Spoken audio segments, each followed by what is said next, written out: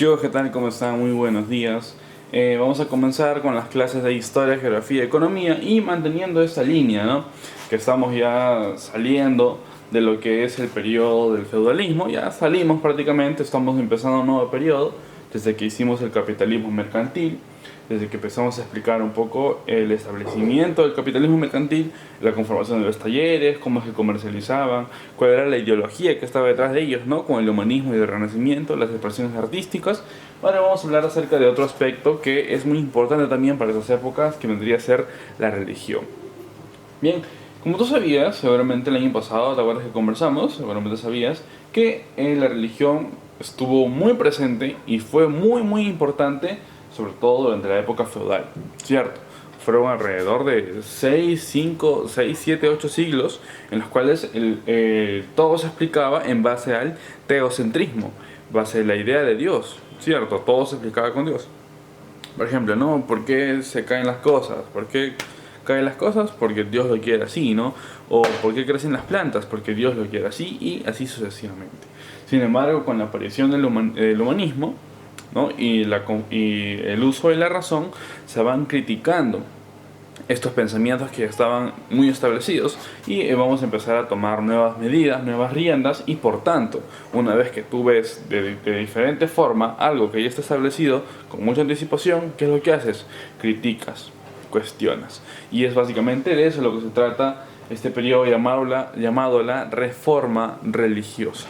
Bien, como su mismo nombre lo dice, ¿no? Es una reforma, vamos a cambiar todo lo que ya estaba. La reforma religiosa básicamente fue un movimiento que buscó reestructurar la organización de la Iglesia Católica, ¿no? Buscó reestructurar la organización de la Iglesia Católica en el siglo XVI, o sea, imagínate. El feudalismo ya había acabado hace 2 siglos, ¿no? Sin embargo, aún seguía teniendo bastante influencia, ¿no? Hace un siglo, perdón, y seguía teniendo bastante influencia aún, entonces era el momento de cambiar todo, ¿no? Era el momento de reestructurar, como lo mencionan por aquí. Y además terminó, o sea, de arranque te dice la consecuencia, y terminó con el fraccionamiento del cristianismo en Occidente. Principalmente este movimiento se inicia en Alemania. ¿Ok? Vamos a empezar. Ya te expliqué, la reforma busca cambiar todo, busca reestructurar todo y como consecuencia de esta reestructuración, ¿qué va a pasar? El fraccionamiento del cristianismo, ¿pero dónde? En Occidente. ¿Cuál es Occidente? Básicamente la zona europea, la eurozona, como lo conocen algunos. Las principales causas son estas causas. La burguesía, tú ya sabes que es la burguesía, ve a la iglesia, a la institución, como un obstáculo para el desarrollo del capitalismo mercantil. La burguesía, ¿te acuerdas cuál era? Era ese grupo, ese pequeño grupo que fue desarrollándose de manera paulatina, que tenía bastante poder económico, ¿no? Tenía dinero, que había hecho dinero conforme había comercializado con otros países, había comercializado en los burgos, en las ciudades donde trabajaba, ¿ok? Había acumulado dinero, pero no tenía poder político, aún no. Entonces la iglesia siempre fue bastante, digamos, fundamentalista. La iglesia siempre fue muy tradicional, muy ligado a la época antigua, en la que el rey debía concentrar todo y no debía haber otros grupos pequeños que iban demostrando poder económico. Entonces la iglesia se mostraba como un obstáculo para este grupo de burgueses, para que ellos no puedan crecer, para que no puedan igualar a nivel económico a lo que era un príncipe o un rey, ¿no? Un par de la nobleza. Entonces la iglesia se puso como un obstáculo y la burguesía presionó para que la iglesia pierda bastante poder. Esa es una de las causas. Luego tenemos eso, ¿no? Un sector de la nobleza, ya sabes que es nobleza, busca apoderarse del poder de la iglesia. ¿Para qué? Para posicionarse nuevamente. A ver, aquí te voy a explicar un poco cómo era la cuestión. El rey siempre tuvo bastante poder y estaba en las puntas de la pirámide. Sin embargo, con la aparición de la burguesía, este poder iba disminuyendo y de la burguesía iba aumentando con el paso del tiempo, ¿no? Este rey iba cediendo poder. ¿Pero a quién? ¿A la burguesía? No tanto. ¿Más hacia quién? Hacia la nobleza. Era esta nobleza, familiares del rey, primos, ¿no? Sobrinos, quizá, que eran duques condes, marqueses, ¿no? Que habían obtenido, habían obtenido un poco del poder del rey que se había fraccionado. Listo. Pero este poder no era a largo plazo, estos poderes ellos los perdían. Y generalmente lo perdían porque no estaban capacitados para administrar bien ese poder que le habían dado. ¿Bien? Poder económico o político. Entonces aparecía la burguesía que venía aumentando en masa, aumentando rápidamente. Entonces esta nobleza, al no saber administrar el poder que tenía, lo perdía. Y como lo perdía, ¿qué pasaba? Tenía que buscar poder, porque el rey ya no le ibas a quitar tanto poder, porque si el poder, le quitas todo el poder, pierde el poder, el rey ya no sirve, el rey tendría que ser eliminado. Entonces, eso no podía suceder. Entonces la nobleza, al no tener poder, por no crear poder por sí mismos, y al no recibir poder del rey, ¿qué va a buscar hacer? Apoderarse ¿de quién? Del poder que tenía la iglesia. La iglesia como institución venía desde la antigua Roma, ¿cierto? Venía desde Roma. Entonces tenía bastante poder que había arraigado por toda la historia, ¿no? Que había almacenado, digamos, ¿no? Juntado por las guerras que hubo, por las ofrendas, por el diezmo. Entonces tenía poder acumulado y era un poder propio. Sin embargo, la nobleza no tenía ese poder y quería arrebatárselo. Otra cosa. Estas son de las dos últimas que son más fuertes. Primero, las críticas del humanismo. Tú ya sabías el humanismo, ya lo mencioné en la clase pasada. ¿Hacia quién? Hacia la actitud de la iglesia, ¿no? Ahora, esta actitud de la iglesia estaba siendo transformada. La iglesia no estaba actuando de manera correcta como si se esperase que pasaba. A ver, la iglesia se estaba alejando de lo que dictaba la Biblia. Y recuerda, ellos siempre han sido fundamentalistas. ¿Qué quiere decir ser fundamentalistas? Que siempre se rigen al pie de la letra. Todo lo hacen al pie de la letra. En cambio, la iglesia había estado transformándose, pero no transformándose para bien.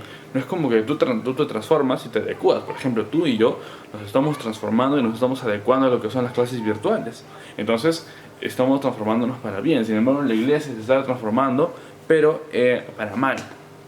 Estaba siguiendo los intereses personales, cosas que las personas querían, pero para sí mismos, pensando en un bien individual y no en un bien común.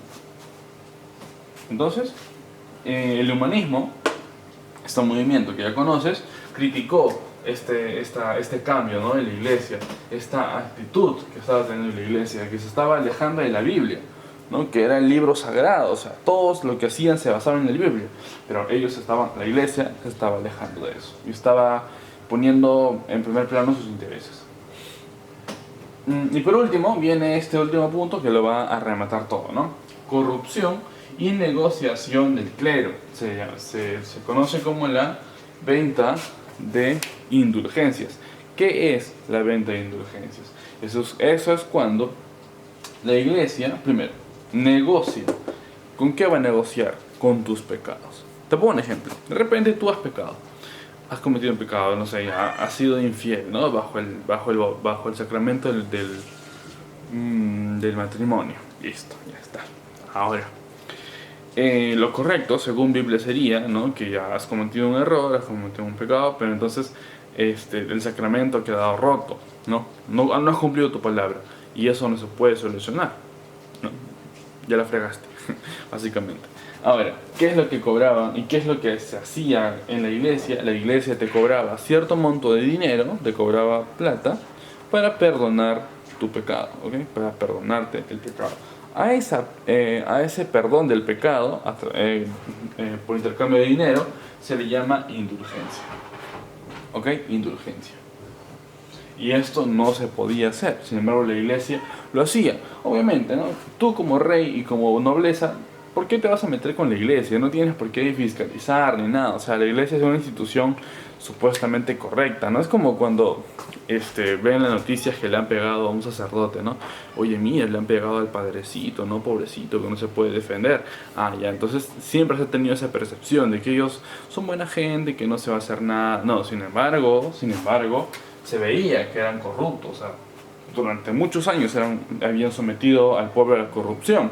Y solo por y por perdonarte los pecados, como si ellos tuviesen el poder para hacer eso. No sé si me dejo entender, ¿ok? Entonces, eso se criticó con el humanismo y los casos salieron a flote, ¿no? Y la iglesia entró en una especie de crisis. Ante ello surgieron las reformas. Las reformas. Primero, hubo toda una línea de reformas, sin embargo, hubo una que empezó todo. Esta una que empezó todo se llama la Reforma Luterana y es parte del proceso. Ahora, la iglesia, tengo que explicar eso también, la iglesia era una sola, ¿ok? Para Occidente, una sola. Eran las mismas normas, la misma capital, digamos, ¿no? La Basílica de San Pedro, la capital principal, para todas las iglesias que existían alrededor. Para la francesa, para la italiana, para la alemana, para la inglesa, para la suiza, para la germánica, todas. Todas se basaban en lo que decía esta iglesia central. ¿Ok? Sin embargo, los casos de corrupción estaban por todos lados, todos lados, todos lados, todos lados. Ante eso surge una reforma, la Reforma Luterana. La Reforma Luterana surge en Alemania. ¿Qué es lo que dice? Aquí te explico. Martín Lutero publica las 95 tesis, así se llama lo que publicó, son 95 tesis. Publica las 95 tesis en la Catedral de Wittenberg en 1517, contra la venta de indulgencias, ¿sabes? Ahí está. Contra la venta de indulgencias ordenada por el Papa León X. Es decir, esta venta de indulgencias no es que lo hacía un padrecito, ¿no? En su iglesia, un cura en su iglesia. No, esto venía desde arriba, una orden desde arriba. ¿Y quién lo ordenaba? El Papa León X. Entonces, el Papa es la máxima autoridad de la iglesia católica, de la iglesia cristiana. Entonces, todas las iglesias estaban siguiendo este ejemplo. Y todas las iglesias, ¿dónde estaban? Estaban por toda Europa. Entonces, todas las iglesias estaban cobrando indulgencias, estaban vendiendo indulgencias, y eso estaba mal. Entonces la Reforma Luterana va en contra de esa acción, ¿no? ¿Cómo es posible que el Papa, siendo el Papa, se dé el poder y crea que tenga la autoridad para perdonar pecados? O sea, él no puede hacer eso. Y eso fue lo que critica este personaje muy importante, que seguramente te voy a preguntar en el examen, llamado Martín Lutero. Muy bien, atento ahí. Ahora, obviamente, si tú eres digamos, ¿no? Eres un personaje, tú perteneces a la iglesia, eres un pensador, estás criticando a la iglesia, pero eres tú, una persona, contra una institución enorme que tiene un montón de historia detrás. ¿Tú crees que le va a ir bien? ¿Crees que le va a ir mal? ¿Crees que todos le van a ir encima? Le van a decir, oye, ¿cómo es posible que tú, quién te crees para que critiques a la iglesia? ¿No? Entonces eso fue lo que pasó. La gente al inicio no lo querían ni ver, ¿no? Querían eliminar todo lo que dijo. Las 95 tesis es una blasfemia, deberíamos excomulgarlo, eliminarlo de esa zona, de todo lo que existe en la faz de la tierra. Sin embargo, hay gente que creyó en él, y aquí es donde empezamos. Él obtiene la protección ¿de quién? Del príncipe de Sajonia, el príncipe Federico de Sajonia, si no me equivoco, quien lo refugió en el castillo de Wartburg, ¿no? Ese era uno de los castillos del príncipe, donde tradujo la Biblia. Entonces, debido a sus 95 tesis, que, o sea, Cachoso las publica en la puerta de la catedral, imagínate que vayas a la iglesia y veas un montón de, como cuadritos de diplomas publicados ahí en la catedral, ¿no? Entonces, él hizo eso, sus 95 tesis, y recibió apoyo de este príncipe, que lo cubrió, digamos, ¿no? Lo aisló, así como nosotros estamos aislados, ahí lo aisló en su casita, en su casita, era un castillo, ¿no? Lo dejó ahí un buen tiempo hasta que las aguas se calmen y hasta que más gente se entere de lo que había hecho, de lo que había publicado, para que se ponga a pensar y a cuestionar al igual que él, ¿no? Para que su voz, su reclamo, obtenga más fuerza. Entonces, mientras él estaba en el castillo, ¿qué es lo que va a hacer Martín Lutero? Va a traducir la Biblia que estaba en idioma romance, latino, ¿no? De las herencias italianas, ¿no? Romanas, le va a traducir a qué idioma, al alemán, que es su lengua materna. Bien, con esto, ¿qué pasó?